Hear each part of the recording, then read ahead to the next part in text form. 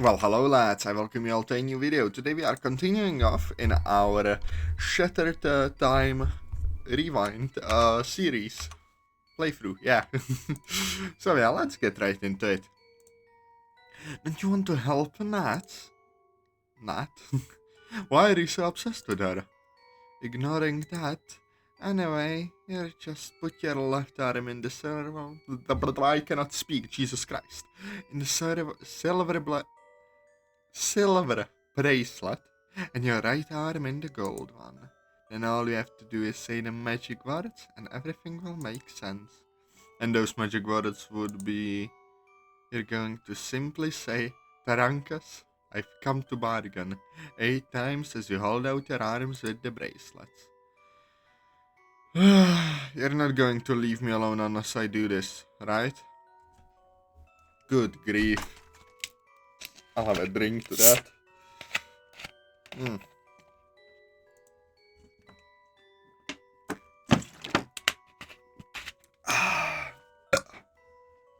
Fine, I'll play along and prove to you that this is utter nonsense. On the off chance that I die though, stay away from my funeral. Understood. Now, let's get to it. Time's a wasting. It's not cute when you say that, if that's what you're thinking.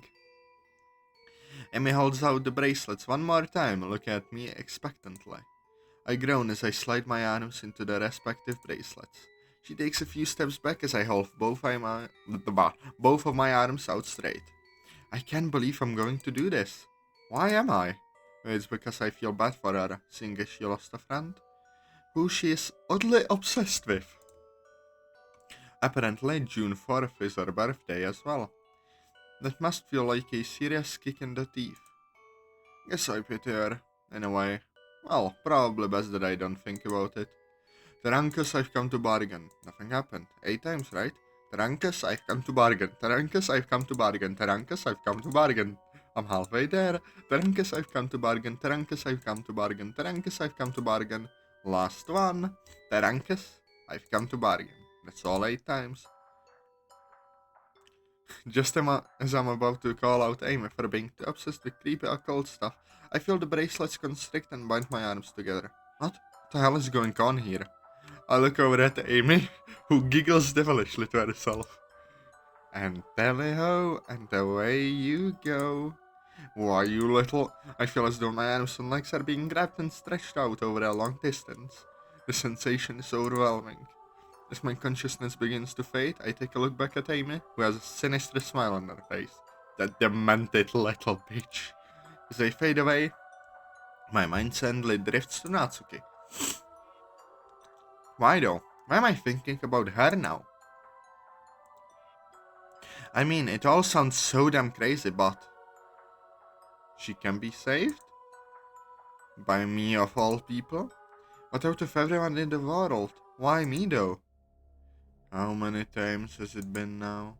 Tell me, young one, do you know what is it you desire the most? Do you still not understand? Have your failures taught you nothing?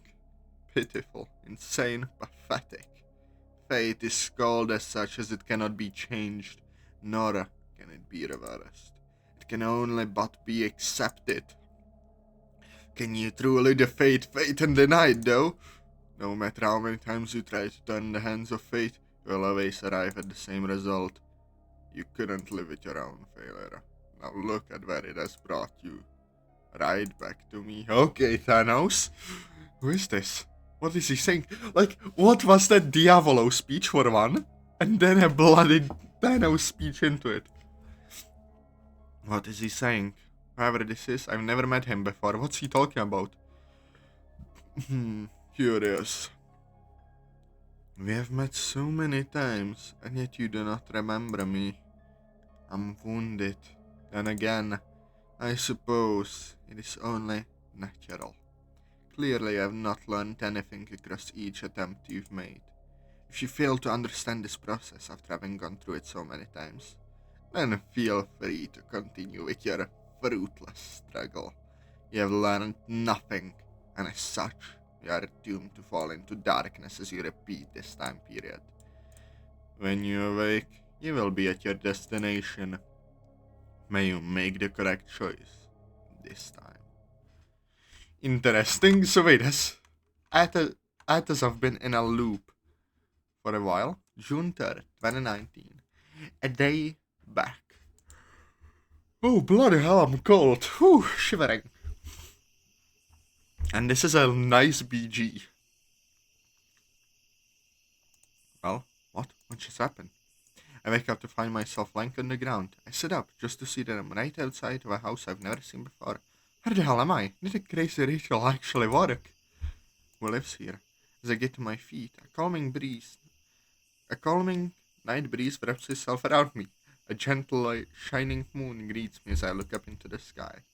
This is a rather calming summer night. The house stands before me, exuding an unsettling aura, contradicting the serene feeling of the night. Its large shape stands proud and opposing before me as I approach the gate. My knees grow weak as I get closer. I take a look at the same engraved. I cannot read, Jesus Christ. I take a look at the name engraved above the mailbox. Sayori. That's Natsuki's family name. Alright. This has to be the right place.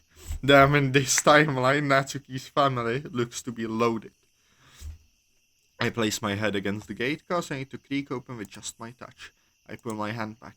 What? What am I doing right now? I take a few steps back before turning around and trying to figure out what the neighborhood I'm in. This isn't right. I have to get out of here. I don't know what the hell is happening. But I can't stay here. As I'm running down the street, I try to see if anything around me looks familiar. No dice. I screech to a halt when I hear a familiar voice. A very idiotic familiar voice. Great. Thinking quickly, I hide behind the wall before anyone spots me. I don't think he saw me. I peek my head just a little bit. Yeah, sure enough, it's him. So, how about you and I get together this weekend and... Interesting sprite. Weird looking Sayori. But I like the sprite. It's nice though. It's unusual but nice. Richiro, get away from me, or else I'm seriously going to call the police on you. No means no, alright? I've got to get home now. Please stop bothering me. Joishiro usually stays a bit after school for sports practice. I've only seen her around school a little, but I think this girl stays for band practice. It's no surprise getting to see Joishiro get shot down for being a total creep. But I didn't think I'd see this when he's away from school. As the girl walks off in the opposite direction, Joichiro starts sulking and goes his own way. He passes right by me and goes up to a rather sad-looking house on the corner. So that's where he lives. Thankfully, he didn't see me. I step out of the shadows and resume trying to find my way back home.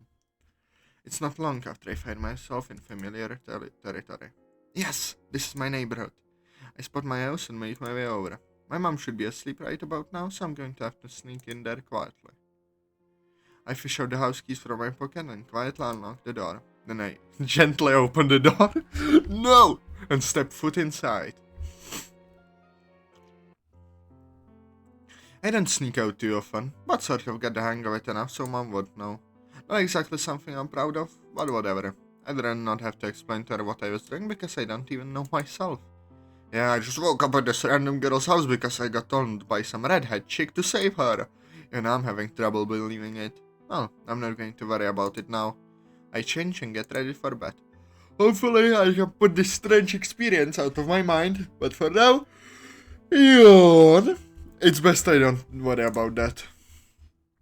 Holy hell, I'm so cold. I'm freezing out here. June 4th. Okay. It's time for another day at school. I get up as I usually did. Thankfully, it seems mom didn't notice I was missing last night, so I don't have to explain anything to her. Good. No idea if Amy dragged me somehow or what, but I'd rather not make mom worry. Besides, last night is something I'd like to forget if I'm being honest. Maybe some mind-numbing school will help me with that. I wish I could forget Amy while I'm at it. That insane freak chick. They say gingers don't have souls, but... Ignoring the thing I have for redheads, Amy Shido Shido is one seriously messed up chick. As I make my way through the door, I find myself shot to the side by another student. I look to see who it was. Oh, fucking course it's him. Whoops, too slow. Oh, look, a little edgelord junior. Are you going to cry? At least I'm not hit up on girls on my way home like a loser. Some of the surrounding students chuckle to themselves. I even hear a few ooh as I walk past Jay Shira. Hey, the fuck did you just say? I'm sorry. I don't speak, loser. I walk away before I can see his face. You're fucking dead, edgelord. You hear me? I hold up my hand to a flapping mouth gesture as I go to class. Have I mentioned that I hate his guts? He's most likely going to hunt me down after school, but it was worth it just to catch him off guard. It's also nice to hear him do something that isn't acting like an arrogant douchebag. I know I usually tune out a lot of things in school these days, but why does it feel like I already know this stuff? I half-heartedly answered a few questions in math earlier, and I was right every single time. Even the teacher was impressed by how much I apparently studied. That's the problem though. I didn't study anything. I remember those questions from yesterday. I'm sent back to reality by a light tapping on my shoulder. I turn around. Atazoth? Are you holding up okay? Huh? Oh. Yeah, why wouldn't I be? Well, I just thought, considering the news our homeroom teacher gave us this morning, He told us to us yesterday? Yesterday? What are you talking about? Remember, I don't like joking about this sort of thing, Meo. No? He told us today. I'm sure of it. I'm not sure what you mean. Then again, considering what today is. My man did not realize he traveled back in time. Interesting. Why are we brought back to this? What is the meaning of this? No. I don't want to talk about it. This is Mio Araki. She's probably one of the nicest girls in this entire school. With that in mind, I don't know why she still bothers talking to me. She's one of the few people in this school who doesn't think I'm some kind of annoyance. That's probably because she knew me before everything went straight to hell. Even though I don't talk to her so much these days, she still, for whatever reason, considers me a friend. Honestly, I can't even figure out why. I would have figured out the new and improved me, would have chased her away like it did for everyone else. After all, who wants to be with the edgy loner that never smiles? And yet there is Mio. She still tries to talk to me and she doesn't listen to anyone warning her to stay away from me. She stays silent as she gives me a concerned look. I miss her too, Atazoth. It's been hard on the both of us. I know that very well. She was my best friend, after all, but with you... Meow. I seriously don't want to talk about it. Okay, I understand. So, going back to your earlier point, what day is it even anyway? Oh, it's June 4th, Atazoth. Why do you ask? What? Wait.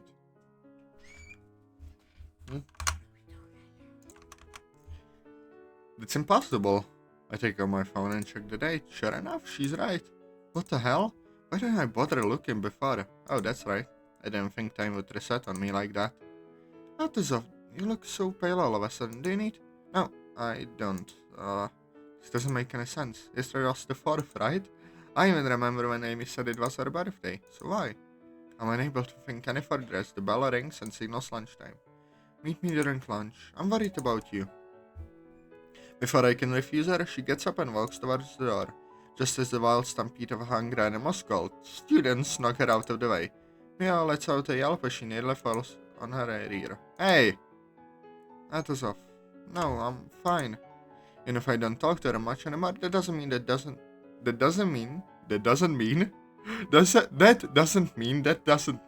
I'll sit here and watch her get pushed around. And if she is one of the nicest girls in our school, that doesn't give anyone an excuse to be a douche to her. Mia is very soft-spoken and kind of small, so sometimes it's easy to forget she's there. That doesn't make it right though. As I charge over there, Mia puts her hand up to stop me. She gets back to her feet, giving me a sad smile. Stop. Don't get yourself into trouble over me, Atazoth. You know she wouldn't want you to see you act out this way. I doubt she would want to see me at all anymore. Atazoth, don't think that way. Please, talk to me later, okay? Dusting herself off, she calmly walks out of the classroom with me following behind. As I make my way to the cafeteria, I hear some footsteps coming from behind me. What? Something in my mind screams at me to dodge, so I follow through. Just in time as a fist whizzes by my head. I look back. Oh great, it's the gorilla. You've got some kind of nerve. I say nothing as I give him an annoyed stare. Are your ears not working? My ears are fine. Your brain is the thing not working, you dumb gump. What you call me? Guess you've never considered reading a book before. You should try it. You get to learn things that way.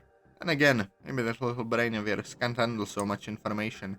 You calling me a dumbass? I'm not calling you for dinner. Maybe I should call you a dump truck instead. Shiro shouts angrily at me as another fist comes my way, but I luckily dodge it in time. His fist goes straight through one of the walls, making a nice fist-shaped hole in its wake. You're going to pay for that. No, I'm pretty sure you and your parents will. You're dead, edgelord. Dead. You hear me? I already told you my ears work fine, idiot. Atazoth? As Shiro pulls his hand out of the wall, we both turn to see Mio. That's right. She has just a little bit of enemy. A group of students crowd around us. Shiro, you should know better than to act like such a little kid. What? Mio gives him a stern look as she walks up to him. She's so small compared to him, and yet for whatever reason, Shiro seems to be backing down. Honestly, you're acting so immature it's not even funny. Don't you have anything else to do with your fine? But nothing. It's your fault you punched the wall. Atazoth didn't make you punch the wall, did he? Shiro is silent as he backs away from Mio. This is a rare sight to her that anyone ever sees of her. She might normally be soft-spoken. There are times she will take a stand if she or anyone she cares about is in danger. It's almost scary to see her like this. My man! Jesus! Shiro turns around and runs away, showing his way through some of the surrounding students. As they disperse, Mio turns her sights on me. And you, Atazoth? Him, of all people. I didn't start that fight. He was the one being a jerk about it. I don't know about you sometimes. Come on, let's get lunch. This is sweet. I forgot that, there's this whole, Natsuki offing herself and time travel plot. After getting our food, Mio led us out to the courtyard. I reflexively keep my eyes open for Amy, considering this whole thing started after I did that bizarre ritual for her. You've been yourself lately, and I'm not just talking about this rebellious face you're going through. Tell me, what's wrong? I don't think you'd believe me if I told you. I don't know. You'd be surprised. I've seen and heard a lot of things. Yeah, but have you ever heard the tragedy of Terankos the Tyrant? I wish I could tell someone, but chances are they'll just send me off to the funny farm if I spill my guts. Maybe there is a strategic way to handle this. Have you ever had this strange feeling of deja vu? That's what I'm going through right now, and it's getting on my nerves. So when you asked me about what day it was, that's right. I feel like I've already gone through this stuff before. I already knew what happened to Natsuki yesterday because everything that happened yesterday happened today. Well, aside from Shiro going ballistic on me like a mad cow. That's entirely brand new. Mio looks like she wants to say something, but she yells back. She seems to be choosing her words carefully. You think I'm a basket case now, don't ya? No, that's not what I think at all. You're not a basket case, Atazoth. I never once thought you were. It's just... Gosh, I wish I knew what to say right now. I don't know how to describe what I'm going through myself. It's kind of annoying. Maybe that's why I'm having a bit of fun abusing my knowledge from the future to keep myself from losing my mind. I can't say I agree with that, but then again, I've never been in your shoes. There isn't much else I can say about it. At least, I got it in what I feel okay about sharing with you. No offense, of course. No, I understand. I'm not going to pressure you to talk to me about it all now if you don't want to. I just want you to know that you can come to me about anything, okay, Atazoth? Whenever you're good and ready, take things at your own pace. It might feel like you don't have any friends at this school, but I still consider you an important friend. I haven't forgotten. I still don't understand what you see in me. I'm not the first person to see you through to the real you, Atazoth. I stay silent, completely disarmed by her words. I give a long sigh before I look at my food. I know. Thank you. Of course, Atazoth. We eat in silence for the most part, aside from the odd question Mio asked now and again to catch up with me. I'm surprised she's so apparently interested in me, considering I'm really nothing to her. No, I shouldn't say that exactly. Her main link to me was her best friend. That person is long gone though. How long has it been? No matter the case, it feels like it's been an eternity since. No. Stop. Don't dwell on it anymore. You can't. Shouldn't. You need to move on. Atazoth? Great, am I that obvious? Before she can ask me anything, the bell rings, signaling the end of lunch. I've already finished my food, so I get up and start the meal. I'm fine. Now let's just get the rest of the day over with. She doesn't say anything because I turn away and make my way back into the school. And you know what? Wait, I'll just do a nice transition, so let's continue. I didn't get a look at their faces as I rush to my next class. The day is almost over. This bizarre day will be over soon. Now, lads, I hope you all enjoyed the episode. Press like, comment, subscribe, and I'll see you all next time. And yeah, I hope you'll enjoy it. Bye bye.